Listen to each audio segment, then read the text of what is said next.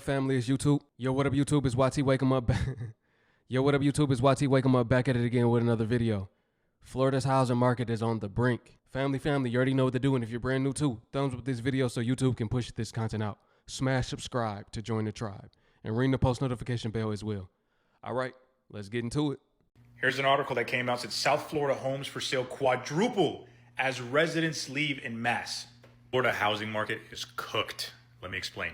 So it's no secret that I'll be moving out of Atlanta, Georgia here soon, and probably moving somewhere in Southern Florida. Probably be moving to Hollywood, Fort Lauderdale, Aventura area. And I used to live in Miami 2020 to 2022. Now, during this time, housing prices were selling 30, 40, 50% over asking, which was insane. And while I was down there, I documented my time in Miami, how I felt about Miami environment. And I also documented the ridiculous increase in my rent and housing prices and HOA costs. It was astronomical. And I knew for a fact this was not sustainable. So I did post a couple of videos talking about the Florida housing market will be crashing soon. And it got 2-3 million views. And everybody was saying like, oh, you're a car dealer, you're a car salesman, you don't know anything about the housing market. Most of the real estate agents anyways in Southern Florida were in car sales to begin with, or they were a bottle girl or stripper. So if you're going to take your advice from anybody, I'm sure I've probably taken more math classes than most people combined. And that's not throwing shade to anybody. Anybody in sales has an agenda to make as many sales and sell as many things as possible to make the most money. So real estate agents will always have this narrative. Real estate agents will always paint the narrative that now is the best time to buy. Now is the best time to get in. Now is the best time to invest. So that way they can sell more homes. But unfortunately, sometimes it doesn't fit the narrative of what is actually happening in the market, which is above most of our heads. As we see this, today's market doesn't make any sense. But I digress to say there's no shade. If you were in car sales, or if you were a bottle girl, whatever it is to be a real estate agent, all I'm saying is numbers don't lie. And I'm so glad that I did not buy when I was in Miami, because right now the price cuts, whether you're buying or renting, is insane, and inventory has shot through the roof. South Florida's housing market is undergoing a sharp reversal as the number of homes for sale climbs to its highest level in nearly a decade, quadrupling since 2022, where inventory was super low. It was a very competitive market. Houses were selling 30, 40, 50, 60% over asking. Real estate analysts say that the surge is driven by a drop in demand and a wave of homeowners deciding to sell amid rising costs and stagnant affordability. And a lot of experts are saying that Florida's housing market is beginning to undergo what experts describe as a correction. 15% year-over-year increase in home for sales as inventory is drastically increasing. Price cut $100,000. Price cut $45,000. Price cut $20,000. This one was insane. You can own this house as a co-owner for 1/8 of the house for $689,000. That has nothing to do with the real estate market. I just thought that was interesting. Here's a house in Boca, $100,000 price cut. I say this to say that everything that goes up must come down. I think this correction is very much needed. And I'm probably going to rent when I move back into Southern Florida, South Florida, Southern Florida. It's all because I do see home prices continuing in a downward trend for the midterm. And it might be a good opportunity for people to start buying in. So we'll see. But anyways, Florida housing market, told you the crash/correction was imminent, and it is happening.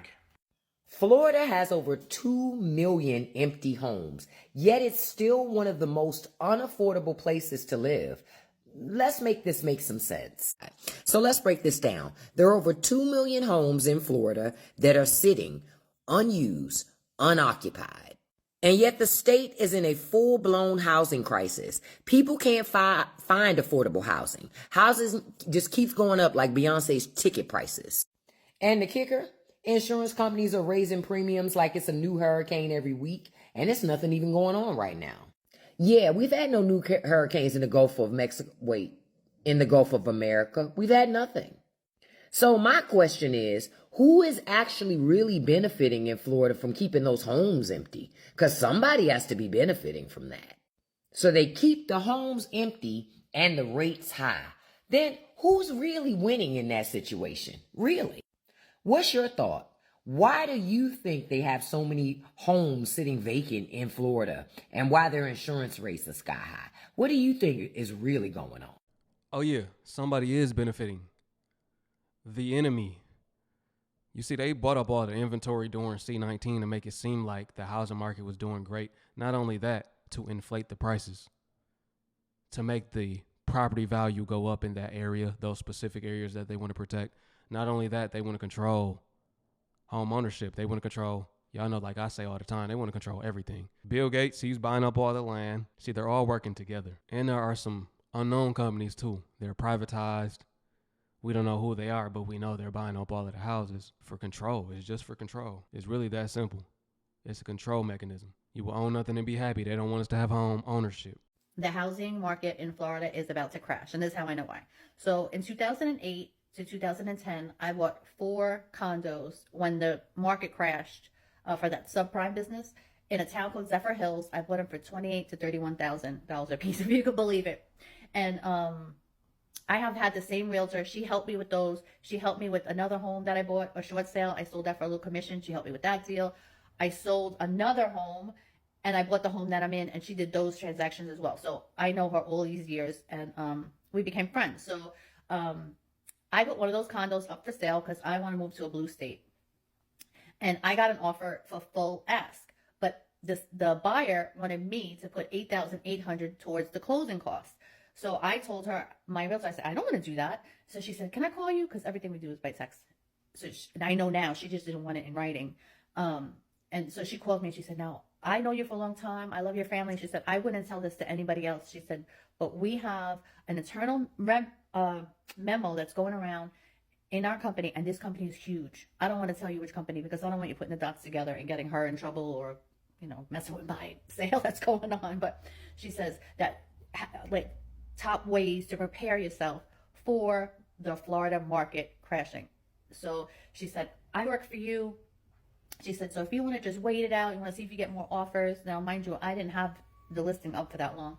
She said, you tell me what you want to do. She says, but I want you to prepare yourself that if the market crashed while we have your house on the list, you might not be able to sell it at all. She said, I'm not trying to scare you. And I know she's not, because this girl does $1 million homes at this point. She sells them for me. Yeah, she still gets a commission, but she's not trying to scare me into it because she don't need my little money change that bad. But I'm just telling you, if you want to sell a house, try to get it on the market now here in Florida. If you want to buy a house, don't. Just wait, especially with the insurance, rates the way they are.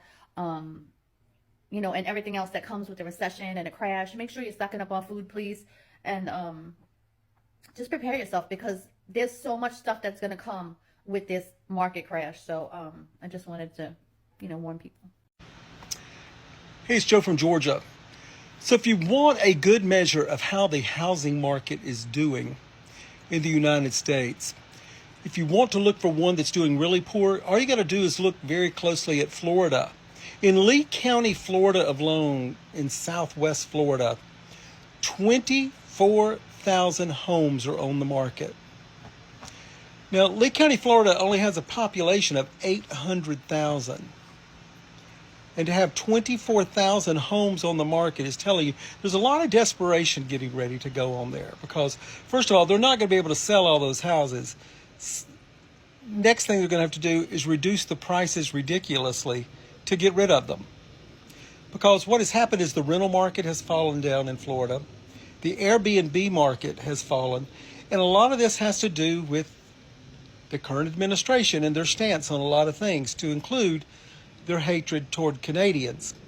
Because Canadians, folks, make up a huge part of the population in South Florida. They own those homes. They're getting rid of those houses. So what they're doing in turn is crashing the market on the prices. People are going to lose so much value in their homes.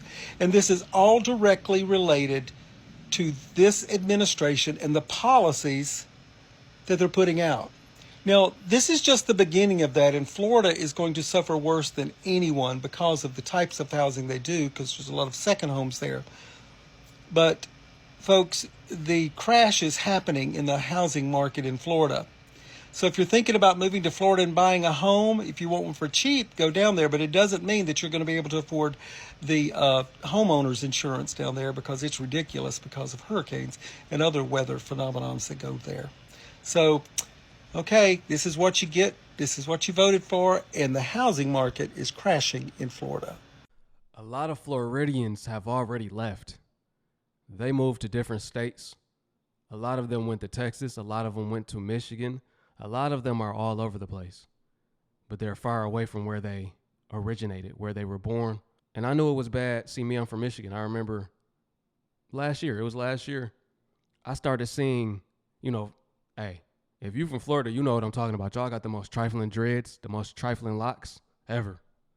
They matted up. It's like y'all never do y'all hair ever. Well, they. But yeah, I started seeing those people out there. First time I saw somebody, I'm like, that's not a normal lockhead. That's a Floridian for sure. And for sure it was. And then you started seeing Florida plates all in traffic. Yeah, they got to get out of there, man. It's way too expensive. The last storm that happened, insurance companies started to cancel policies right as they heard a storm was coming, literally like days before. Then the storm hit and people lost their house, weren't paid out. That was another reason many people had to leave too. How bad are things in Florida? From a real estate standpoint, I'll tell you how bad. Lee County, Cape Coral and Fort Myers. It's a small county. It's a small area. How many homes do you think are for sale in Little Lee County, Florida? You probably couldn't guess if you wanted to, but believe it or not, right now, there is over 24,000 homes for sale in Lee, the most ever. There's never, ever in the history of Lee County been 24,000 homes for sale. And that tells you the dire situation that is going on, not only in Lee County, but around Florida. Because let me ask you another question. How many vacant homes do you think are in Florida right now? Vacant, no one inside. How many? 500,000? 800,000? 1 million. Those would all be wrong because it's double that number. There right now in Florida, there's over 2 million empty homes in Florida. And it's only getting worse. We'll be talking about this all year in 2025. Like and follow for more. This is Walter and Debbie Preby. They're a well-to-do couple from Pompano Beach, Florida, and this is their house. It's a pretty nice place. It's not surprising because Walt and Debbie spent the last 20 years fixing up the place. They've renovated it, they've added a new roof, they even put on a second-level addition, and has suddenly said their property taxes are going to go from $15,000 a year to $91,000 a year. That's right, just their property taxes alone are going from a monthly payment of $1,250 to more than $7,500 a month to the government for a property that they supposedly already own. This is a story all about how property taxes, thanks to runaway inflation, have become a de facto tax on unrealized capital gains, and it's causing people all over the country to start losing their homes through no fault of their own. What's up, guys? I'm Nobody Special, and I got to send a shout out to my friends Joe and Bruce, who sent me this one yesterday in Realtor.com that really had me grinding my teeth, and it got people talking on Twitter quite a bit yesterday as well. My property tax went from $15,000 to a life-altering $91,000 a year. Walter and Debbie Preby thought they were doing the right thing. Their home in Pompano Beach, Florida, which they purchased in 2002 from Walter's father, needed serious repairs.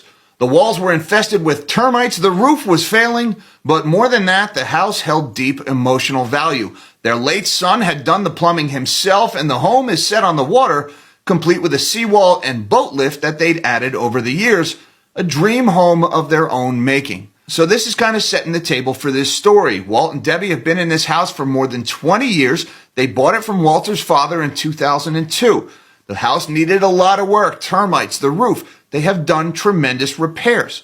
It's also got a lot of sentimental attachment because of their late son. And let's be honest, this is a very nice house. This is in an upscale neighborhood. It's right on the water. There's now a sea lift and a boat lift.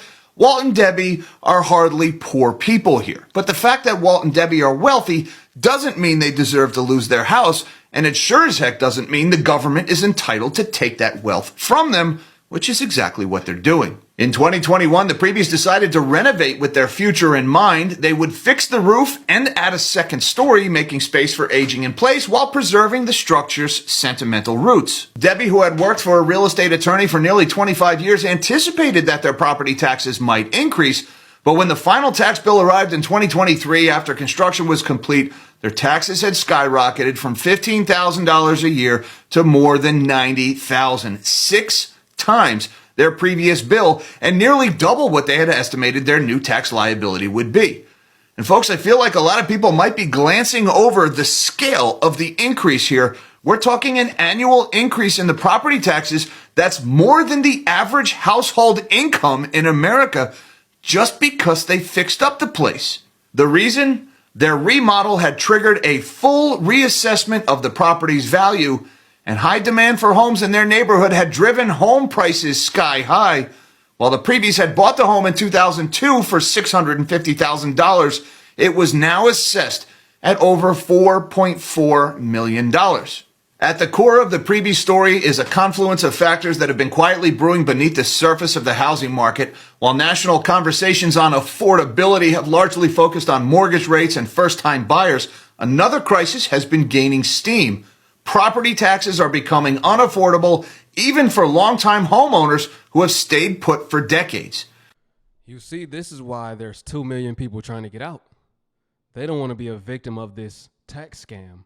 They don't want to be a victim of the insurance companies not paying them out when the next storm hits. They don't want to be a victim, man.